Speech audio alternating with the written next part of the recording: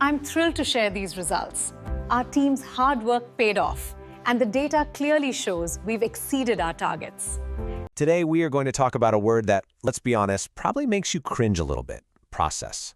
But what if process isn't about red tape and bureaucracy? What if it's the secret to giving your team the freedom to do their best work? That's the counterintuitive idea we're diving into. So, does your work week feel a little something like this? Your calendar is just a sea of back-to-back meetings, so-called urgent tasks are constantly blowing up your day, and then when you finally get to Friday, you kind of look back and wonder, what did I actually accomplish? If that sounds familiar, you're not alone. That feeling? That's the feeling of chaos. All right, here's our roadmap for this explainer. First, we're going to look at the very real price of that chaos. Then, we'll flip the script on what process actually means. We'll see a real-world example of this playbook in action, then give you a simple game plan to get started. And we'll wrap it all up with the ultimate goal: creating clarity that travels. Okay, first up, the high cost of chaos. Let's really dig into the hidden price we're all paying when our work process is broken. This right here, this is a massive warning light on the global dashboard.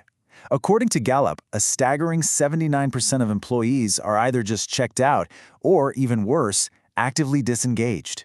I mean, think about that. This is what organizational chaos looks like in the data. And it's not just a morale problem, it's a full-blown productivity crisis. So where is all that time and energy going? Well, this data from Microsoft is pretty eye-opening. We're spending over half our week, 57%, just communicating, in meetings, on email, and chat.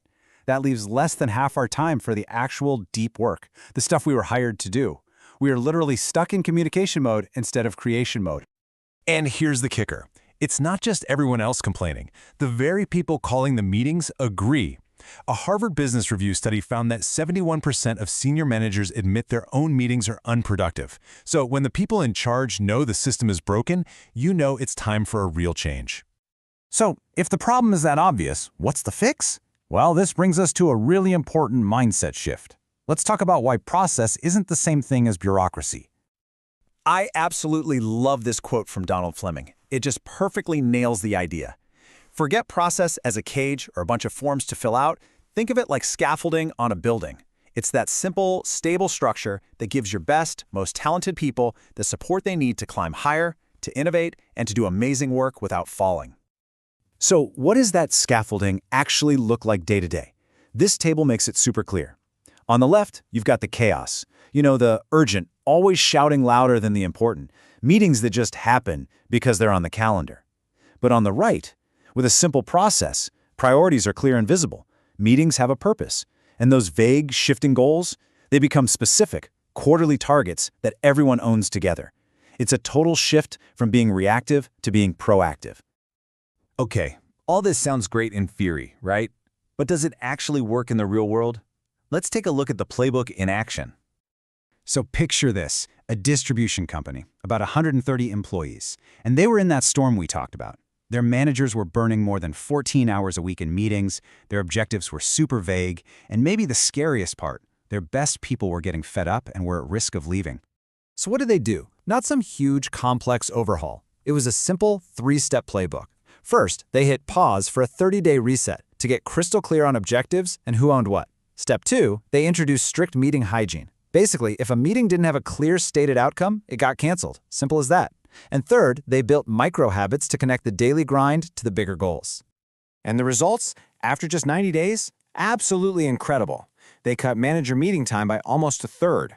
They improved their core business, getting orders out the door by 22%. Customer satisfaction went up. And, maybe most importantly, they kept 2 of those key employees who were about to walk. Why? They said it was the clear targets and fewer useless meetings. But of all the numbers, this quote from the COO, Amelie, says it all. I finally feel I can breathe and lead. That's it. That's the freedom we're talking about. It's not just about hitting targets, it's about giving leaders the space to actually lead instead of just managing chaos all day. So how can you get that same feeling for yourself and your team?